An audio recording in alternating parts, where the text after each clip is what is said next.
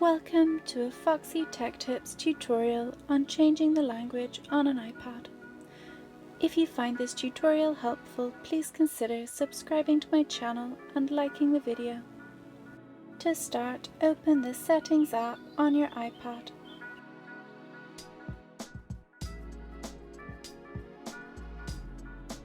In Settings, tap General. In General Settings, select Language and Region.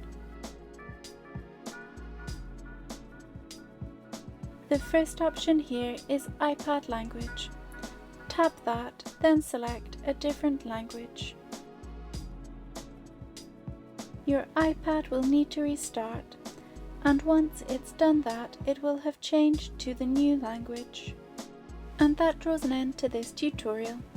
Please like the video if you found it helpful and subscribe to Foxy Tech Tips for more iPad tips and tricks.